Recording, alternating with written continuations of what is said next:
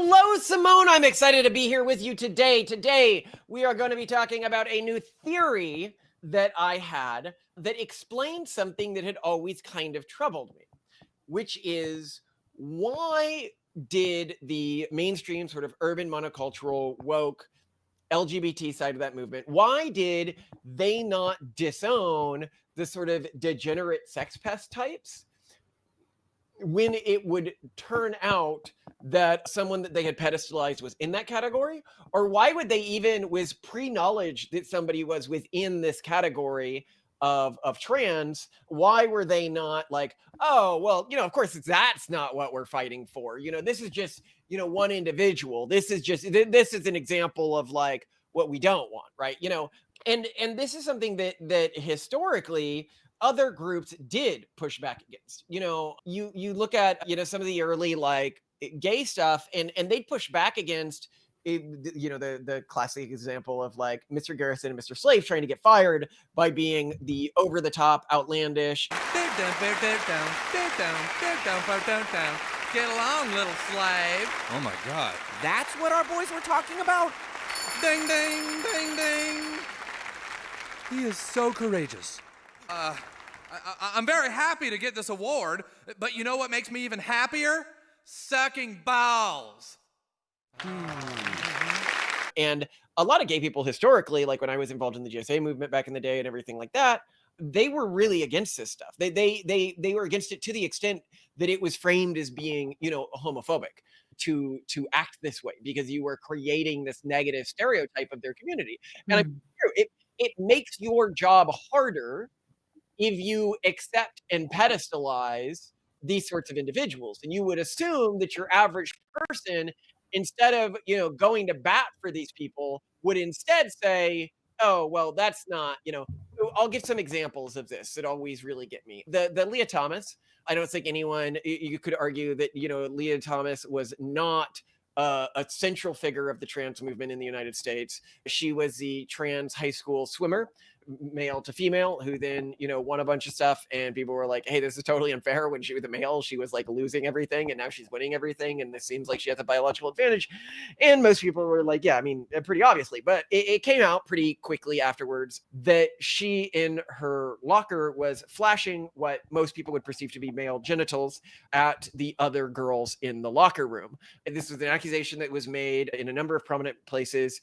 She never, despite speaking adjacent to this accusation, never denied it, never spoke against it. The argument was always like, well, girls have the right to be naked in front of other girls in the locker room, and I'm a girl now, which to me indicates this isn't like some unverified report. This is something that was definitely happening, right? Like, it's also, I would note that in my entire experience on a swim team, from like middle all the way through high school, I never saw a naked girl. Yeah, I want to shower in our swimsuits.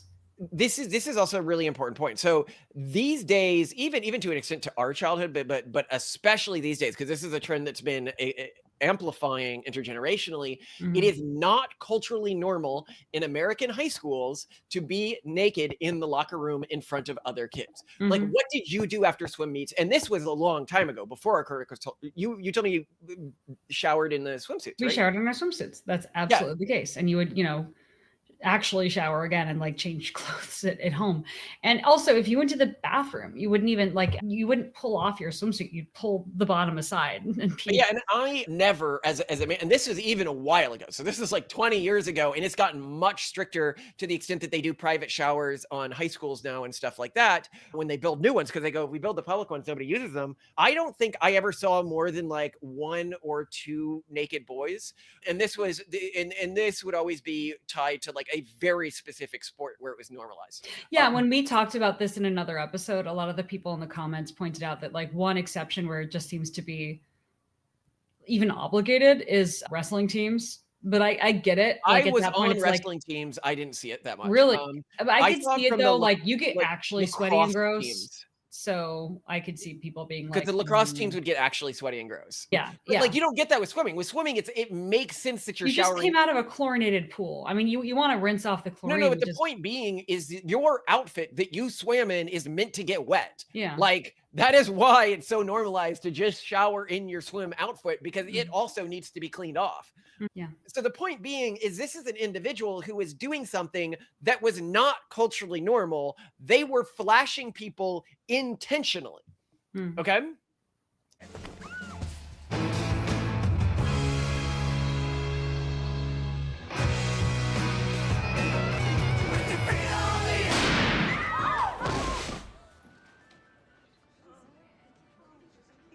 And not a single person on the left I saw was like, hey, we should stop pedestalizing this person. This is clearly a sex pest who is just getting off on violating other people's consents and using a trans identity to do that. Like, and as I've always pointed out, if you create an identity like transness and you say, okay, well, we do want to protect people who have this condition, right? And we don't want them to be othered. Of course, if you say, and to do that, we're going to say they're not allowed to be criticized for like anything they do. Of course, sex pests are going to use that. Like you and I remember sex pests from high school. Like the sex pest boys, if they had the option to use this and go into women's restrooms and, you know, pressure women, they would have absolutely used this. There is a category that I remember from my childhood. And I was like, well, thank God this identity didn't exist then, because they would have used it to pressure themselves on people. And this doesn't, you know, invalidate that there might be real trans people. You can see our other episodes on that particular topic. But what it does invalidate is obviously, if you normalize this identity and normalize protection for it, some people are going to abuse that.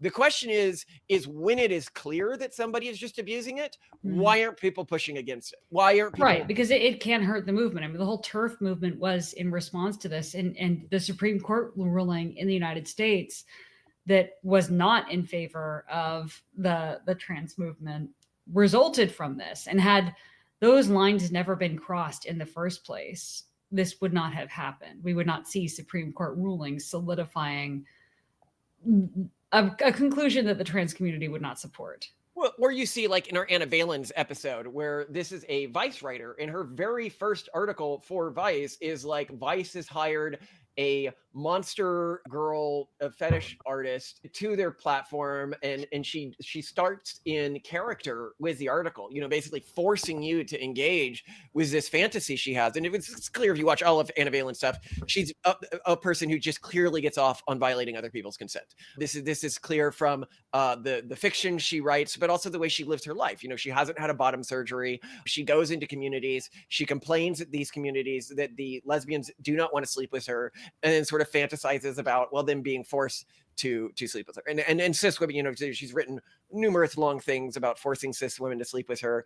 Why would you hire somebody who's doing this, who's written a lot about like forced feminization? Like, if this is a movement that is about normalizing the idea that no, this isn't a fetish thing, this is just who I was born, then why do you give a microphone to somebody who's writing a lot of forced feminization erotic material, right? Like, and had the long history of this and isn't hiding this within the stuff that they're writing. And we've noted other like horrible things that she has done, like using a vibrator with, you know, a video game that kids were playing to go off whenever one of the other characters would touch her, was obviously without the other people's consent. But you could then get people like Alec Menon, who recently got a Netflix special. And before getting this Netflix special, something that they had said, I Googled what the correct pronouns were, is little girls are also trans, queer, kinky, devious, kind, mean, beautiful, ugly, and peculiar. Your kids aren't as straight and narrow as you think they are. So this was in response to the little girls in seeing him in a bathroom. So he's saying, in regards to what he thinks of the little girls who see him in a bathroom, he's saying, well, you don't know that they're not kinky. He's saying you don't know that they're as straight and narrow as you think they are. They are actively fantasizing about the way a little girl is responding to him, and that it is basically about a little girl imagining him in a situation, right? And his supporters, I love it. Like, I tried to get AI to like be honest about this, and it was like, oh no, there's nothing wrong with that tweet. I'm like, how can you say that? Like, it's like, well, kinky can mean other things than sexual things. And I'm like, but in this context, it very clearly means into what they are seeing when they see this person who does not even attempt to pass in these restrooms. why doesn't the urban monoculture reject this? It's a really good question. Alec Menon is a very good example of this, because when you look at this individual, somebody who recently got a Netflix special, they are not somebody who feels that they were born in the wrong body. If you look at the way they dress and the way they attempt to appear, they are somebody that intentionally is like sex pest maxing. They want to look like an assailant. That is their entire vibe. They want to make you uncomfortable in the way that they look, and they want you to feel uncomfortable with the way they look. That is clearly what they are going for. So why is this normalized? Interesting question to me. Yeah, because you're losing a lot of people if you allow that. Mm-hmm. You're losing a ton of people. There must be some benefit. And I kept thinking through like the logic of this. I just couldn't think of the logic behind this. Mm-hmm. It did not logically make sense to me. And so then I started to think, okay, well, let's think about this evolutionarily. All right. Okay. What evolutionary advantage could one group, because we pointed out one reason why sometimes a culture will adopt a thing, like, for example, the urban monoculture disproportionately targeting children. Like, you really should not be doing like the children book reading and stuff like that, right? Like, that is drag queen story hour is something that if you wanted to be like accepted and have people not freak out about your movement is not something you would be doing. Parents are waking up and saying no. When asked about parents' rights, OJ says, well, actually, in Canada, parents' rights are limited. So the child has the right to be protected from the parents when the parents behave badly. Like Village resident Dave Davy DiCarlo supports Soji and limiting parental rights. The change that we have to see is sometimes the parent. But it turns out that people disproportionately deconvert from their birth culture between the ages of 13 and 23. And basically after 23, if they haven't deconverted, they never will. And so you have to catch them at that age range. And so the iterations of the urban monoculture that put prohibitions on targeting that age range or had a squick about it ended up dying out and being replaced. So it wasn't ever logic that this was a good idea to involve kids in this. It was that this led to higher cultural growth rates. So here, what I hypothesize is leading to the cultural growth rates is that when cultures, the urban monoculture, this is a culture that's involved with like leftism and wokeism, and it's like the dominant culture, you know, whether you're in Manhattan or Rio or, you know, Paris, you know, it's why those regions are all more culturally similar in their norms and taboos and everything like that than any of them would be from like high fertility adjacent cultural groups to Manhattan, like say Orthodox Jews or Amish or us or evangelical Christians, who would all be very deviant from each other, but also deviant from that sort of urban monocultural group. It's become this sort of mimetic virus, right? That unlike other religious organizations, as we pointed out historically, you can look at our video, like, was Christianity actually more moral? Mostly grew by preventing death, preventing infanticide, and very little of its growth came from conversion. In fact, if you look at mainstream religious traditions, it's very rare that over 10% of a population will be from conversion. And at the most, you will for short periods see populations of around 30%. But even then, that's only often in regions where they have not been exposed to that religion before. And it's basically spreading, like you can almost think like an invasive species, because you just don't have resistances to it. It's new ideas. You have new populations that might be compatible with it.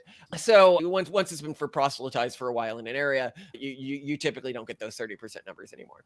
Of course, this is outside of like extremist cults, but we're not going to, this isn't about them. The urban monoculture doesn't grow that way, i.e. by, you know, increasing an individual's quality of life, increasing the number of kids they have, increasing their mental health, increasing the probability of their kids staying in the tradition. It sort of hijacks somebody's brain like that fungus in ants that then just uses those ants' resources to replicate the fungus as much as possible. It doesn't care about the ant or the colony anymore. It'll send the ant into the colony, infect all the other ants, and when it's ready to die, it climbs to the top of a stalk and its head explodes and the spores go everywhere. You know, same way like when somebody is in an end stage of infection with the urban monoculture, as I talked about, it basically saps all of your vitality for life. And in the end stage of infection, individuals basically just plant themselves in front of a computer screaming into the void. Like that's these people who are sending us death threats and everything like that. Like that's why it's so easy to like not, you know, consider them fully human anymore, because the type of person who just goes online and like threatens people who they disagree with without engaging with any of their arguments, like clearly has lost an element of their humanity at that point. You know, they are the ant that has been eaten, except it's sort of their brain that was spongified by all of this. But anyway, once a region reaches a certain level of infection, you have a problem, which is to say that certain individuals may have immunity, or they may have come from a cultural tradition that provided them with a degree of immunity, like maybe evangelical Christian or Orthodox Jew or something like that, because most of these traditional systems have a degree of a mimetic immune system built into them to prevent other, insanities, because the religion was supposed to help people. So providing with the mimetic immune system is useful. So do you know if you have somebody who is faking it within these groups, right? Like they might be going along with everyone in public, but in private, they might have some sort of a pushback. So you need to develop some sort of class or repeated behavioral action, which can out the individuals who are, just pretending to go along. So you're saying these sex pests are like the SS of the... They're sort of like an SS fishing operation, but yeah, we'll get to that. Welcome to Tolerance Camp. You are here because you would not Repeat the lies that were required of you. Well, those days are now over. Here you will work every hour of every day. You will make a painting. You will not make any distinction between people of different color, people with different sexual preferences. You will accept everyone. What are you finger painting? A bear? Ein bear? Und bear has nothing to do with accepting people of different races. I didn't know what else to paint. Start over. You will finger paint what we tell you. Go. Faster. Faster. Faster. Faster. Everything in order? Yes, mein Führer. We are making the prisoners make macaroni pictures that illustrate diversity in the workplace. Excellent. Go. Now, hold on. You might be like, well, I mean, what if somebody, so as an example, right? If you have one of these like clearly non-passing people who demands like weird they, them pronouns, like Alec Menon or something, like at your workplace, right? And they're clearly not passing, right? People who have a degree of immunity and a degree of integrity are going to struggle with gendering them correctly. And if they accidentally misgender them, right? Like, so suppose they decide to go along with it, then this person will like accost them, as you can see many videos of people doing online of like poor waiters like accidentally misgendering somebody who doesn't at all look like the gender they're claiming to be. And then they get accosted and their manager gets pulled over, and like, how did you expect them to know? They're just trying to do their job and like live their life. Like, why would you have this behavior pattern? Why would this behavior pattern be normalized and liked within progressive social media, right? And then I was like, oh, it is a great way to fish for potential defectors. And you might say, well, what if somebody's going to go along even under these conditions? If they're going to go along even under these conditions, they're probably never going to really defect. They are too scared. They are being constantly reminded every day that you can lose your job if you push, and you can't. Because what this enforcer class does, because often they soon end up with nothing left to live for really quickly. I mean, one of the things we pointed out was the antivalence thing is she transitioned, sort of, I get the impression around like 25 or something, and then hit the wall in her 30s and was like, nobody wants to sleep with me anymore. And it's like, yeah, this is why I do not understand transitioning into a woman as a man. You are going to hit the wall so effing fast. And women, like with a man, your life just gets basically easier. Yeah, your value in general in sexual and dating marketplaces increases with time, and with women it decreases logarithmically. Yeah, and with a huge drop off after 30. And so you get like 3 or 4 years as like a desirable woman, and then most of your life as an undesirable woman who's sitting online, in Anna Balin's case, doing, fetish content for a source of income and working for a games industry that like nobody is buying into anymore because it went too woke, right? Like all the publications are shutting down, and that's why she can't get work.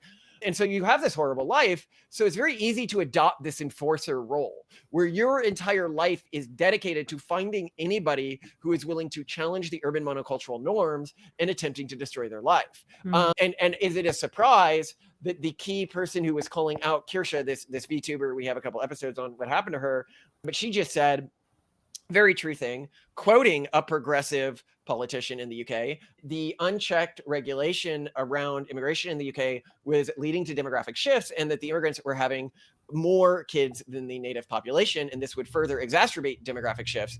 And this is just like a blatantly true fact, like obviously, right? Like she can quote a reporter on this, etc. But she then tried to have her labeled first in multiple Vice articles. This happened in 3 different Vice articles as a great replacement theorist, which clearly is not in any sort of actually problematic form of great replacement theory. And people have called us great replacement theorists as well. And I'm like, what quote, bro? Like, and then she's tried to have them, like, we can point out math, but math is math, right? Like, are you denying the like statistics, right?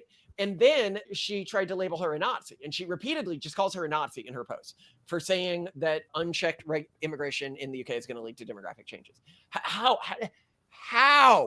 But that is the system with which this sort of enforcer priest caste uses within the urban monoculture, which is in your body, when you get like a foreign element, you have something called an antigen, which bonds to it, which then tells the white blood cells to attack it.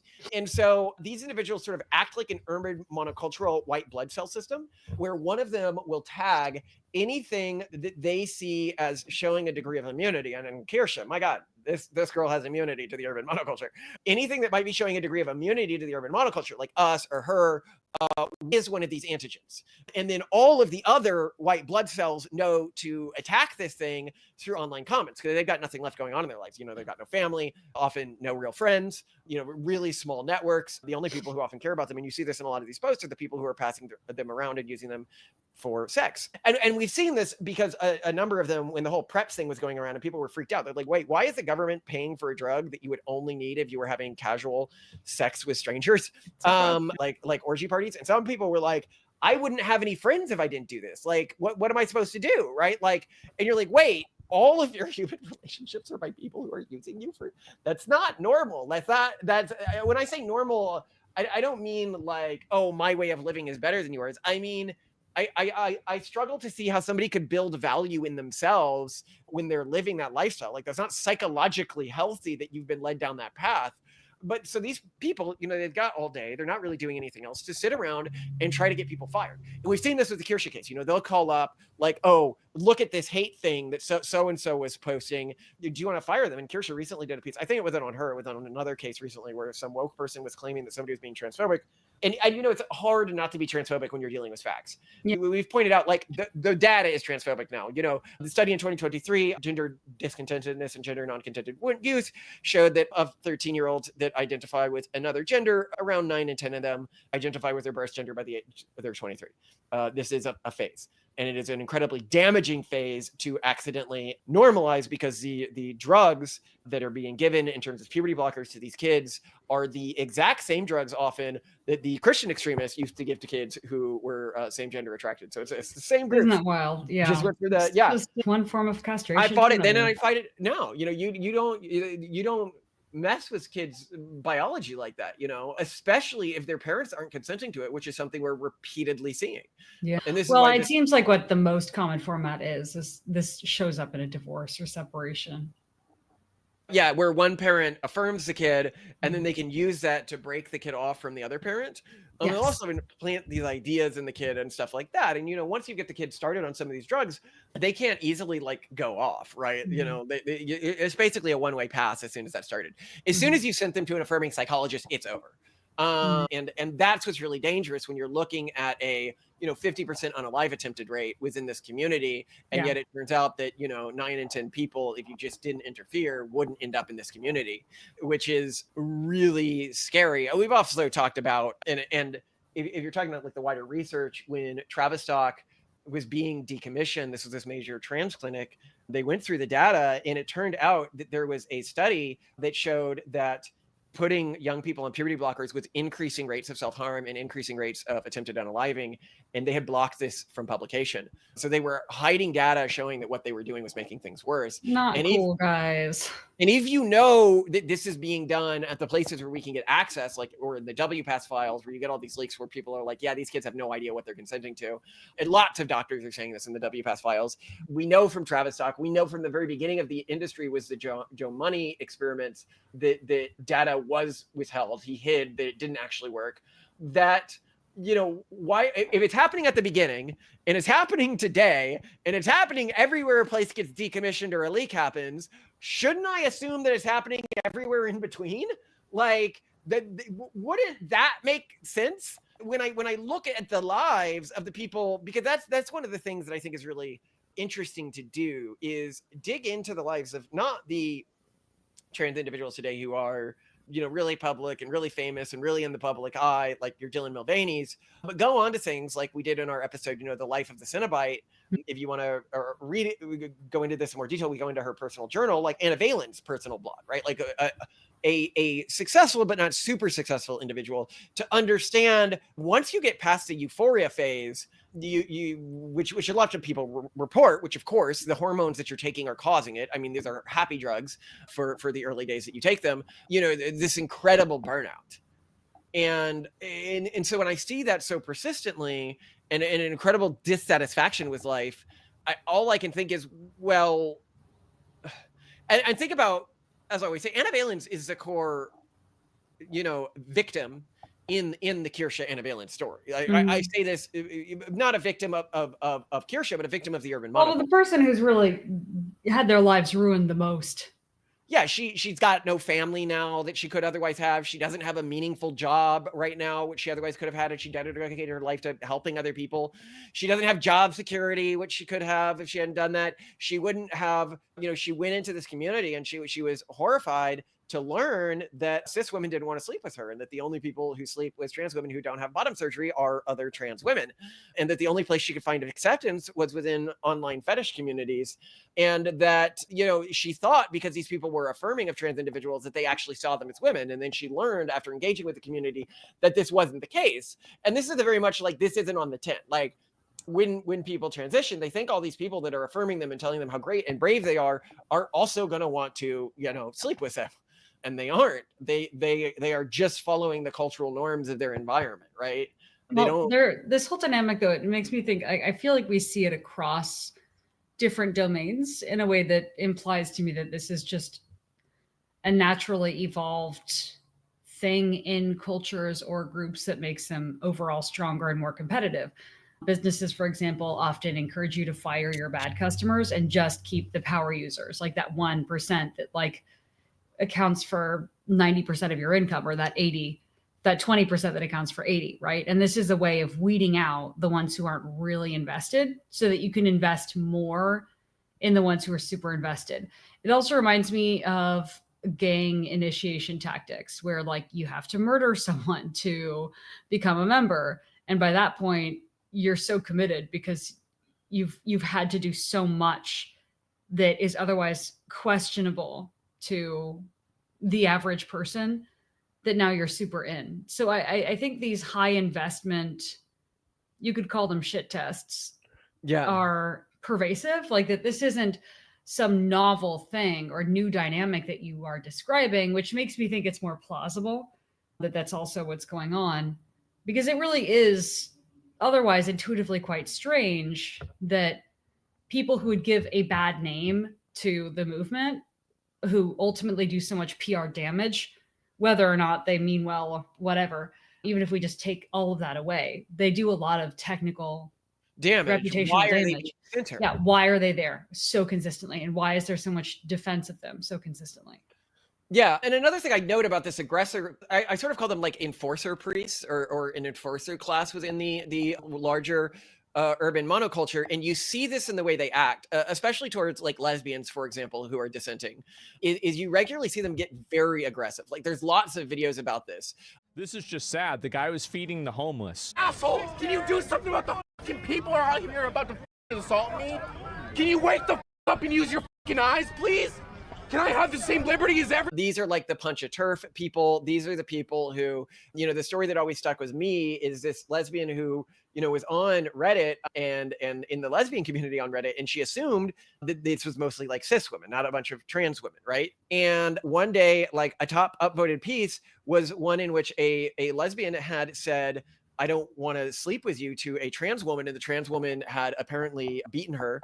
And this was filmed and it was upvoted, and all of the top comments were praising the trans woman for doing this. And she was like, oh my God, One, I didn't realize that like your average trans person was pro like physical violence against a lesbian who had a preference for cis lesbians. But it appears that they are, at least within the community she thought where she was safe. But now she's like, and now I don't feel safe going to gay bars anymore. You know, and I hear this persistently across the lesbian community because they don't know if they're going to be accosted. So if you have a view that is antithetical to these groups, or you're not going to capitulate to these individuals, they become very aggressive on average. And it's not all trans people here. Note, I'm talking about a specific cast of non-passing, very aggressive trans people where it's clearly not about seeing as some other gender. Like, okay, if you were just born in the wrong gender body, right, and you cared about being seen as the other gender and living your life, why would you ever dress like Alec Menon? This is clearly somebody who doesn't want to be seen as the other gender. They are somebody who intentionally wants to dress in a way that causes the people they're interacting with to have to suppress any sort of like reaction, right? Like they're trying to get you to say something, and they're getting off on the fact that they know that you can't. There is no other explanation for this because they're not presenting like a gender. When there is an individual who's clearly not trying to pass, but also demanding that this is about violating other people's consent and using cultural norms to do that. And I don't know why this isn't something that we talk about more as a society. A portion of the trans movement has become dedicated to the violation of other individuals' consent as a fetish, and people who had that fetish have taken this trans identity and are using it. And can you imagine, nobody is this hurting more than if they exist, and you can look at our videos on this, like comparing this to anorexia, and maybe it's a culture around illness. But even if it is like anorexia and a culture around illness, the people who have it really believe they have it.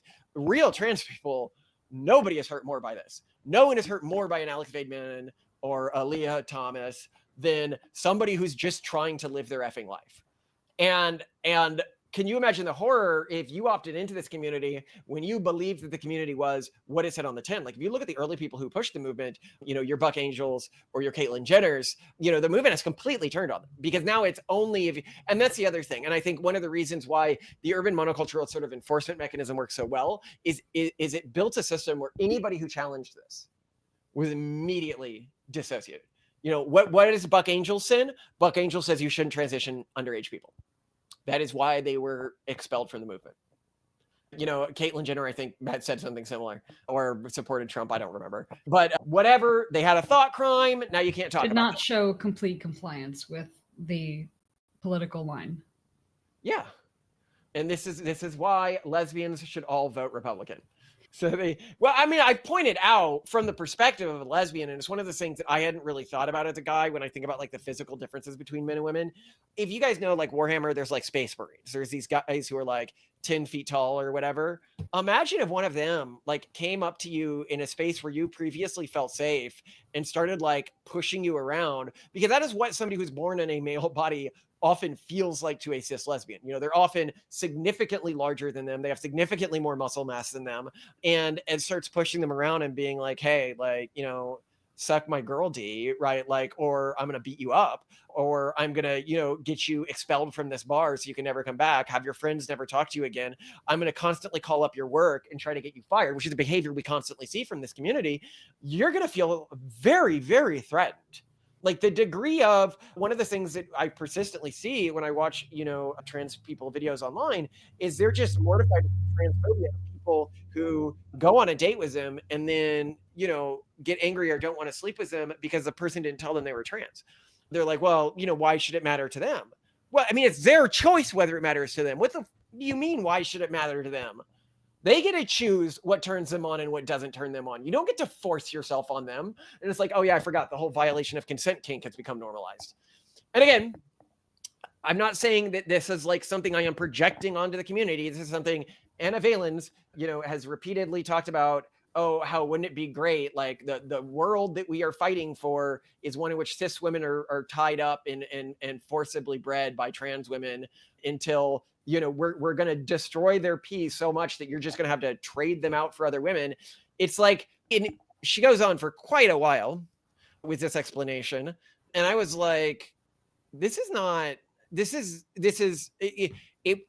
you can't just say this as a joke, which is what they tried to say afterwards. You can't just say, oh, this is clearly meant for erotic purposes. And I say that because I have, to my chagrin, to try to better understand this individual, read their erotic literature they post to erotic sites, and it is the same things being talked about within post spheres. They're just trying to force other people to engage with this without their consent, which is not okay, but for whatever reason they think this is normal. I think your theory is compelling. It's just so, it's so wild. And it sucks because absolutely nobody wins from this. Yeah. Yeah, at least, in some scenarios, I'm like, well, at least, this group profits, this group benefits. But here, the antigen detector people, the people who take those roles, really don't. No, their lives become horrible nightmares. See our Life Cinebite episode. And obviously the people who are tested by them and put in these very uncomfortable positions, they certainly don't win. They're put in terrible positions, whether they're expelled from the community or whether they're put, sort of forced into saying and doing things that make them deeply uncomfortable. And then, the rest of the community doesn't really benefit either, because it's not like their rights are being promoted. Like, what ends up happening is the rights of the antigen individuals get promoted, which don't help anyone else in the community. And then those antigen people they're not even happy, because what they want is insatiable and also impossible. So, well, and it just doesn't provide a good life. A constant search for self-affirmation and pleasure leads to a terrible life. Like, that is not the way humans are constructed. Even from a hedonic perspective. No, even from a hedonic perspective. Yeah. It feels good for a bit, as you see in Anna Valen's writings, and then life loses all purpose and they become a hikikomori that just yells at people on the internet and tries to get people fired all day because they can only feel like hints of happiness from the destruction of other people's lives. That validates their choices because it makes them feel like they're on the good guy's side. I mean, of course they're on the good guy's side. Their actions are definitionally good. It couldn't be that they made a terrible mistake and are driving and trying to convince other young people to make the same mistake. And as we saw with Anna Valen's, she has talked a lot about targeting, Gen Z. It was just like 13 to 19 or like 13 to 21. She's like, that's the primary age range I date these days. And this is someone in their 30s. Oh, right. Yeah. Like, I just realized these are the ones that. And it's like, well, this is also good from a conversion perspective because you are psychologically destroying these individuals and helping spread, this mimetic sort of plague. But like all the rest of us understand that like consent's really murky when you're dealing with like that degree of age gap. I don't know. I mean, we just recorded an episode on marriages to individuals who are quite young. And I don't know, like at this point, I'm like, oh, what? Like, 18, 19, 20? This is great. Wow, this is so much better than what some other cultures are looking at. Yeah, then 9. Yeah, this is great. They're fine. I'll take it. Go ahead. Yes. So I really don't know anymore. I'm so lost. I just want to hide in our beautiful little farmhouse bubble that we create. Well, that's it. With our kids and have a billion kids and just make a beautiful world and make a beautiful future and hope that we outpace and outcompete and outnumber eventually these other groups because they're too miserable to keep going. Yeah. Well, like, comment, and subscribe, I guess. Check out, if you like to learn educational systems that won't brainwash your kids, check out Paresia.io or the Collins Institute, which will link to that. Very easy. Oh, yeah. And plugs for other people. One of the followers of this podcast is organizing a pronatalist conference in the Netherlands this fall. So email us if you are interested, partners@pragmatistfoundation.com. Also, if you are a full-time mother who wants to maintain sort of an active career, entrepreneurially engaged life, you should consider joining group Undercurrent. Also email us if you'd like to be introduced to the organizer. The women in this group, as they've been described to me, just so cool. And what the organizer is working on as well, Malcolm, she's also working on some hardware. What's that for kids. pronatalist like AI that's like Christian and stuff for kids? The guy shared with us. It's called like a Virgil? Yeah, that might be it. I can also post a link to that one. Yeah, so there's a lot of cool stuff that our listeners are up to. You're part of a great community. Malcolm leaves the link for the Discord in the comments on most of our videos. So if you want to hang out with base campers more, check out the comments. Yeah, it's a community of sane people from diverse backgrounds, actually diverse backgrounds. You know, we've got our detransitioners, we've got our, you know, Catholic Roman mass types, we've got our Orthodox Jews, we got our atheists, but are annoyed with the urban monoculture types. Yeah. We got a smattering of everyone. You're in good company here. All right. Love you to death, Simone. I love you too, Malcolm. I'm gonna go down and take my chances with the sushi. Start cutting the ingredients so I can show you how, like, make sure you don't misunderstand in terms of how thin it should be. Then in an ideal world, come down in 10 minutes before the kids are here. Okay. Okay. I'll do that. I'll see you in 10 minutes. Love you. Love you too. Okay. So with your sushi tonight, I was just thinking about it. I think one thing, if you're open to it, is, you know how like with a lot of traditional sushi recipes, you're just supposed to make like little sticks that you put into the roll. What if I just made instead fine confetti? Because one of the problems with it'll cut better. Yeah, is it like you try to cut the sushi pieces, but then like it's kind of like when you eat a hot dog and you like take a bite and like the hot dog just comes out of the bun and you're like, come on, this is ridiculous. You know, you should probably try that with one and try it was out with another. So like make 2 rolls and one with I think when you actually put in the right amount of ingredients, it's going to be much easier to cut. Yeah, we'll see. But I mean, it's supposed to be thin strips, not big honkies. Yeah, but then there's still it's like cutting a sausage with floss inside. Like the string just goes with it, even when it's fine. Okay, try cutting it up then. If you think it's going to be easier, try cutting it up. I mean, the flavor is not going to be different. The question is will it stay together? I think it's way more likely to stay together if I make it into confetti. Okay. If we're not going to follow the rules, I want to do it the way that I think will actually work, instead of the way that apparently people follow the rules. It doesn't work. Yeah, and this is the point, to figure out how to make better sushi. Okay, well, then let's try that. All right.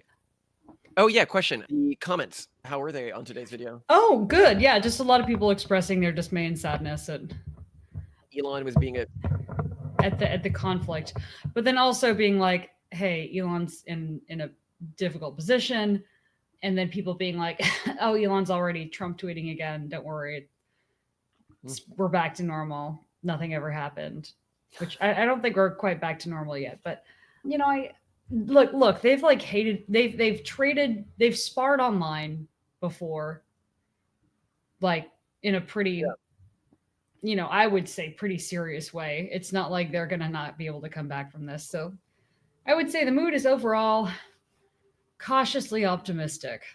We'll see. All right. I mean, I think people are glad that we're sort of seen as the figureheads of the trans movement, and probably not him for the trans movement. Not the trans movement, the pronatalist movement. Sorry, because we're doing trans in this episode. No, trans but I mean, figureheads here.